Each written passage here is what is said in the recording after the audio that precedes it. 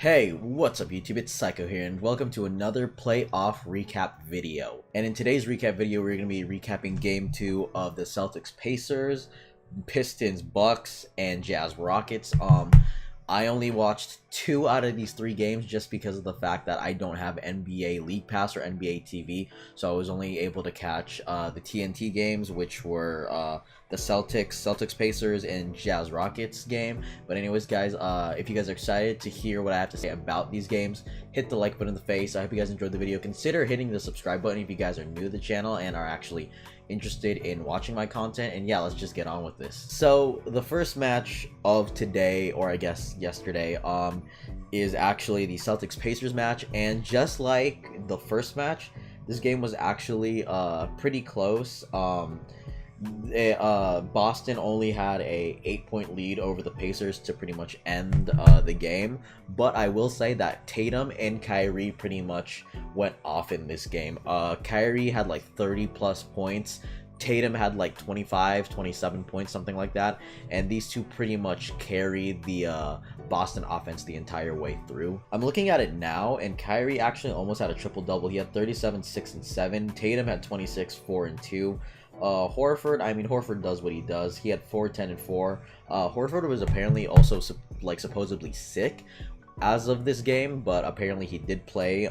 Hayward played 28 minutes and he had about 13 points and 5 rebounds. He had no assists, which I was at least expecting 1 or 2 assists because usually that's the way that he kind of plays. He usually gets at least an assist or 2, but he kind of went all Kobe in this, and I'm actually surprised that Jaylen Brown just is not performing well, or at least he's not shooting as much as he should. I think he only took like 5 shots. No, he only took 6 shots and only made 3 of them.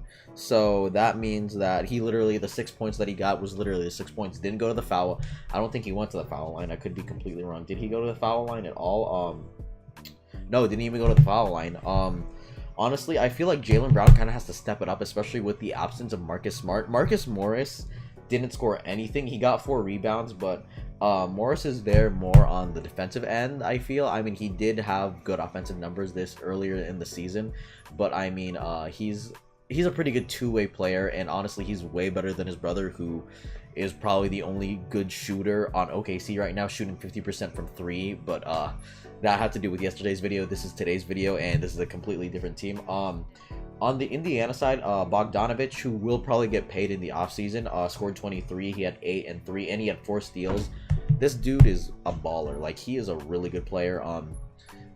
And he's a free agent at the end of the season, and Indiana better throw him the bag, because if they don't, they are going to lose out on him. Sabonis only had 1 point, and honestly, oh my god, I don't even remember him, I don't even remember him scoring at all, to be honest, when I was watching this game. But he scored a point, which obviously was from a free throw. A little disappointing, but that's whatever. But playoff Kyrie has arrived for sure, and I'm really excited to see this. I honestly feel like this series, going back to Indiana, could be tied up, and I do feel like this could possibly go either 6 or 7. Actually, if it ties up 2-2, they would have to play a game 6. And okay, no, yeah, actually, I feel like they would split the series in Indiana. Never mind Indiana taking both games at home. I feel like they could split the series, because I feel like the Celtics can knock out the Pacers in 6. Oladipo could lock up Kyrie to some extent, but we don't know exactly how much, because Kyrie is just a complete monster in the playoffs, and he just really showed it right here. He showed his dominance along with Tatum, and honestly, those two are kind of the leading scorers of the team right now, because of the fact that Hayward is not playing like Hayward, and I'm really hoping that he sort of finds his way within the next few games, because if they get him to score, that's pretty much unstoppable, because those are probably the 3 biggest offensive threats, or at least before the beginning of the season, those 3 were the biggest offensive threats that the Celtics have, and I'm really hoping that Hayward can step his game up. But yeah, I can see the Celtics taking this in 6 now. I feel like they can split the series in Indiana and pretty much just have them lose only about 2 games, or it could go 5 depending. I'm not really sure, but I don't think the Pacers will get swept, especially if Bogdanovich shows up. If Tyreke Evans can play pretty well, which he hasn't really been playing. He did not play well in the regular season. Obviously they could take it to 6, but honestly, I want it to be 6, but I am more or less seeing 5, but we'll see how it goes from there. The second matchup today was the Bucks and Pistons game 2, and I'm not gonna lie to you, the game in the beginning, from what I was seeing in the box score, was a lot closer than I expected, or a lot closer than I expected originally. But then I think Giannis literally just became a monster and dominated, because he already had about like 20 points the first time that I checked the score. And he still had 24 points. What the heck am I talking about? Well, Bledsoe showed up. Pat Connaughton? I don't even know who this is. I don't know how to say his name. Like, Pat Connaughton showed up. Ilyasova had 10 rebounds, which is pretty good. George Hill, I mean, he's been solid. Mirotic only scored 2 points, which kind of surprises me. I don't know. He took 1 shot and he took 1 3 and he missed that 3. This is not what they brought Mirotic in for. They brought Mirotic to stretch the floor even further, because that's what pretty much the Celtics, not the Celtics, but the Bucks have been doing with Giannis, because they have Middleton, Lopez, Eric Bledsoe, and, well, Malcolm Brogdon. Well, they had Malcolm Brogdon. He's not going to come back until the probable conference finals, if the Bucks make it there, which I have the feeling they can make it there. I mean, they'll probably they're going to face the Celtics most likely in the second round, and I think that's going to be a dogfight, but I think that Giannis wants revenge from last year, especially after being the first seed, or after now being the first seed and the Celtics being the first seed last year and just beating them in 7. But I think Giannis has something to prove, and I think the entire Bucks team has something to prove if they make it to the second round against the Celtics. But Giannis had 26, 12, and 4. Middleton had 24, 5, and 8. Lopez had 8 and 6 and 1. He had 1 steal. He made three shots out of his 8, and one of those was a 3-pointer. I kind of expect there to be more threes kind of reined in. They only made 11 threes. They were 11 for 26, so they were shooting 42% from 3, which honestly isn't bad. But on the Detroit side, honestly, like, is there anything really to talk about here? Drummond's gonna grab rebounds like he always does. Reggie Jackson had 18. I mean, let's be honest, he's not really a help. Pachulia is not played at all. Langston Galloway had 9. Luke Kennard had 19. Oh, I didn't even see this. You see, Luke Kennard is a guy that I think could develop into the shooter that the Pistons need, because right now the guy that they have, they have Wayne Ellington. Wayne Ellington is a pretty good starter for them, but Wayne Ellington is literally only on a 1-year deal, or like on a vets minimum. You could probably bring him back, but the thing is, he's older. He's not getting any younger. But I think Luke Kennard can really develop into a pretty decent guy for the Pistons, especially in the upcoming year, if he can start scoring like this a lot more.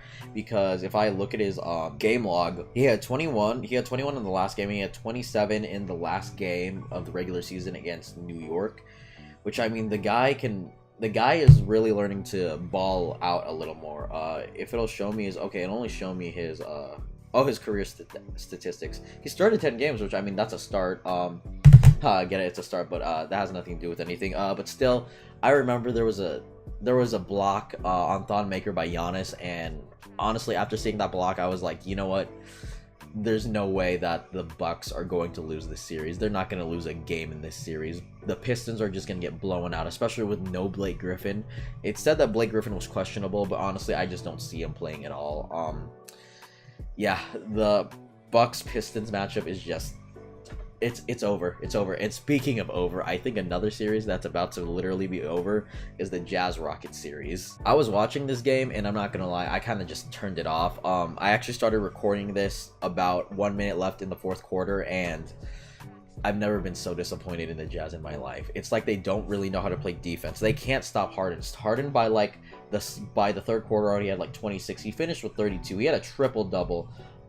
Shot 11 for 24, 45%, which, I mean, it's all right. He made 4 of his 5 free throws, so he didn't really go to the line as much as we thought he did. He only went to the line about probably 2 or 3 times, because he made 5 free throws. Yeah, he only went about like 3 times, which is good. They are limiting that, but Chris Paul had 17. Everyone except for Capella on their starting lineup scored in double digits. When PJ Tucker is scoring double digits like this, you know that you might be doing something wrong, because PJ Tucker is a defensive player.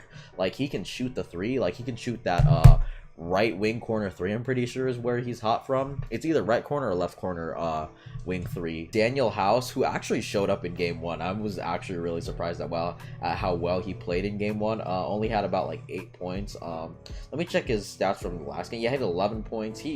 I'm not gonna lie, he had some highlights though. Like, when he was scoring, and the Rockets need to the Rockets just can't get beat. Like, oh my god, Donovan Mitchell, the Jazz, like Rudy Gobert had a double-double, but I'll be honest with you, I don't see them winning this series anymore. I thought it was gonna go to 6 or at least 7, but I feel like with Dante Exum out with an injury, they just don't have a chance of stopping the Rockets, or at least stopping James Harden, just because the guy who was stopping James Harden to an extent was Dante Exum, and since he's out, Jay Crowder, I mean, yeah, he's a great defensive player, but honestly, I just don't see the Jazz coming out of this in 6 or 7 anymore. I kind of see them being swept, or at least taking one from them. At least take one. That's all I'm hoping. Like, I feel like it's a stretch, but just please take one, Jazz. Like, that's all I'm asking for. That's kind of it. We had one good game and 2 pretty much blowouts. In this video, I just can't believe how well the Rockets are playing and how trash the Jazz are playing. I'm not as disappointed as I am in the Thunder with the Jazz, but I feel like they can play a lot better, especially since they were literally like the first or second ranked defense in the league. I mean, they got Rudy Gobert, they got Jay Crowder, they got Ricky Rubio. I wish Dante Exum was there, but I'll be honest, Ricky Rubio can't play defense on James Harden. I'm sorry. That defensive quote-unquote strategy that he used in the last game just didn't work, and I don't know. I don't know if I can see the Jazz winning anymore. But yeah, that's pretty much it for this video. Thank you guys for watching. I hope you guys enjoyed the video. Please rate, comment, and subscribe for more content. Tomorrow's video, I will have a different haircut because I am going to get my haircut, so you guys might see something different. But anyways, guys, yeah, what do you guys think of the 3 matches that happened?